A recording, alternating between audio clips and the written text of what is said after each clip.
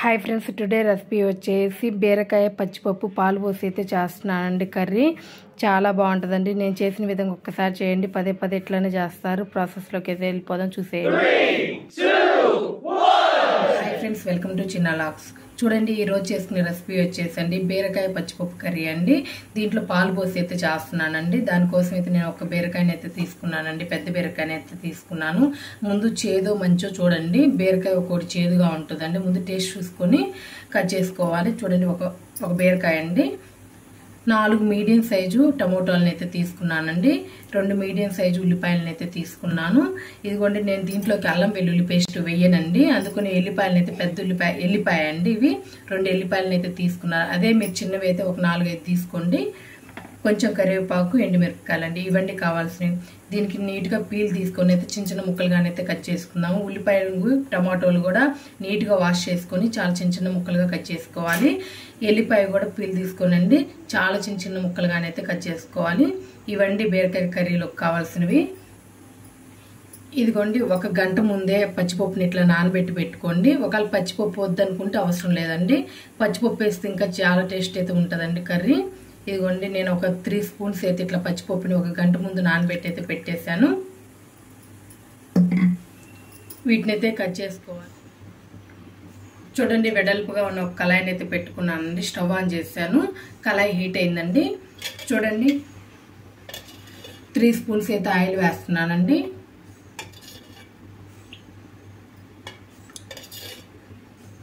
ఇంకోండి, 3 స్పూన్స్ అయితే వేసాను.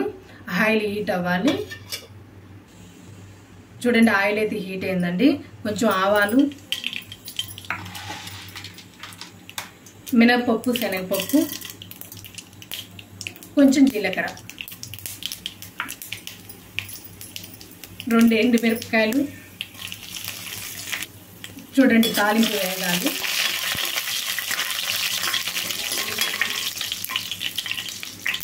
చూడండి, తాలింపు అయితే వేగిందండి. ఇదిగోండి, కరివేపాకు, ఎల్లిపాయ అండి, చాలా చిన్న చిన్న ముక్కలుగా కట్ చేసుకునే ఎల్లిపాయ. చూడండి, ఎల్లిపాయ అయితే వేగాలండి. ఎల్లిపాయ ఇట్లా వేగింది కదండి. ఇప్పుడు చిన్న చిన్న ముక్కలుగా కట్ చేసుకున్న ఉల్లిపాయ ముక్కలు.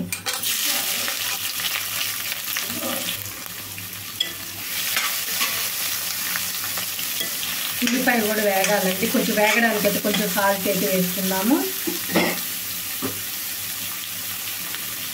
ఇవ్వండి, ఇట్లా సాల్ట్ వేసుకోవడం వల్ల తొందరగా వేగుతుందండి ఉల్లిపాయ.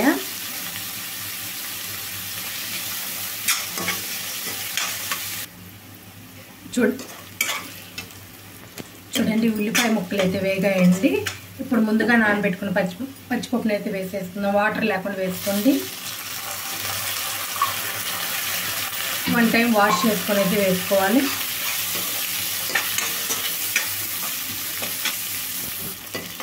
ఇదిగోండి, పచ్చిపప్పు వేసిన 1 నిమిషానికి టమాటో ముక్కలను అయితే వేసేసుకున్నాను. చాలా చిన్న చిన్న ముక్కలుగా కట్ చేసుకున్న టమాటో ముక్కలు.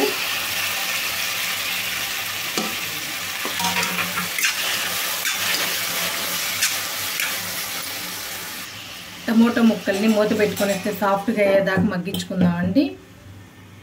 మధ్యలో ఒకసారి మూత తీసి అయితే కలుపుకోవాలండి.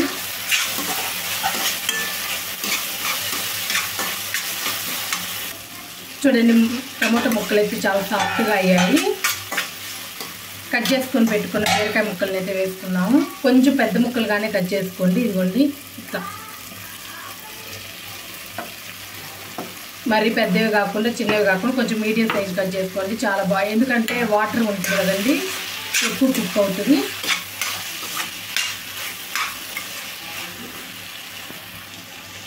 చూడండి, బీరకాయ ముక్కలు వేసుకున్నాం కదండి. ఒకసారి అట్లా కలుపుకొని కొంచెం పసుపు, టేస్ట్ సరిపడంత కారం వేసుకోండి.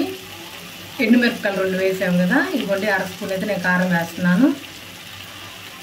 బీరకాయ కర్రీ అంటే కొంచెం తీపి ఉంటుంది కదండి, కొంచెం తీయగా ఉంటుంది కదా, కొంచెం కారం ఎక్కువే వేసుకోండి. చూసుకొని అయితే వేసుకోండి. ఒకసారి ఇట్లా కలుపుకొని కొంచెం అయితే ఉప్పు వేసుకోవాలి. చూడండి, నేను గండు ఉప్పు వేస్తున్నాను. టేస్ట్ సరిపడా సాల్ట్ ఉప్పు అయితే వేసుకోండి. ఒక్కసారి ఇట్లా కలుపుకొని మూత పెట్టి అయితే ఉడికించుకోవాలండి. బీరకాయలోంచి వాటర్ వస్తాయి కదండి, అవి వచ్చిన దాకైతే ఉడికించుకోవాలి. మీడియం ఫ్లేమ్లో పెట్టుకోండి. చూడండి, ఒకసారి చూద్దామండి.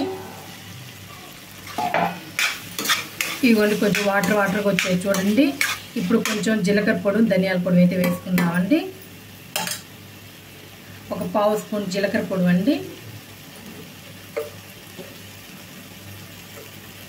ఒక హాఫ్ స్పూన్ వరకు అయితే ధనియాల పొడి అయితే వేసుకోండి.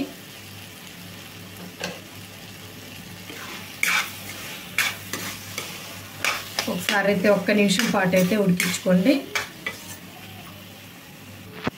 చూడండి, 1 నిమిషం పాటు ఇట్లా ఉడికించుకున్న తర్వాత ధనియాల పొడి వేసిన తర్వాత చూడండి, థిక్నెస్ బట్టి అయితే వాటర్ అయితే పోసుకోవాలండి. నేను 1 గ్లాస్ నిండుగానైతే వాటర్ పోస్తున్నాను. పాలు లాస్ట్లో పోస్తామండి, ఇంకా దింపానంగా 1 నిమిషం ముందు పోస్తే సరిపోతుందండి. పాలు పోసిన తర్వాత మటుకు ఇంకా ఎక్కువసేపు ఉడికించుకోకూడదు, ఇరిగిపోతుంది. అందుకని ముందు వాటర్ పోసి బీరకాయ ముక్కలు బాగా సాఫ్ట్గా ఉడికేలాగా, పచ్చిపప్పు బాగా సాఫ్ట్గా ఉడికేలాగా అయితే ఉడికించుకోవాలి. ఉప్పు కారాన్ని చూసుకోండి, సరిపోతే వేసుకోవచ్చు. చూడండి, కారం అయితే కరెక్ట్గా సరిపోయింది, ఉప్పు సరిపోలేదండి, కొంచెం ఉప్పు అయితే వేస్తున్నాను. ఉప్పు వేసుకొని ఒకసారి కలుపుకొని ఇంక ఇప్పుడు కారం ఉప్పు కరెక్ట్గా ఉంటుందండి, సరిపోతుంది. మీరు కూడా ఒకసారి చూసుకొని ఉప్పు కారం ఏమైనా సరిపోతే వేసుకోండి. ఇంక మూత పెట్టుకొని అయితే హై ఫ్లేమ్లో ఉడికించుకుందామండి. చూడండి, ఒకసారి అయితే మూత తీసి అయితే చూద్దామండి. చూడండి, కర్రీ ఎంత దగ్గరగా అయిందో, ముక్క కూడా చాలా సాఫ్ట్గా ఉడికిందండి.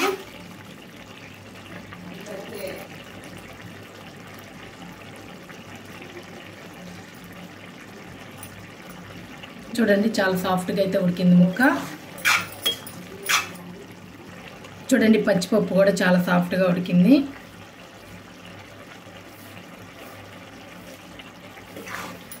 ఇట్లా ఉడికితే చిన్నపిల్లలు తినడానికి కూడా బాగుంటుందండి. పలుకుగా ఉడికించుకోవద్దు, కొంచెం సాఫ్ట్గానే ఉడికించుకోండి.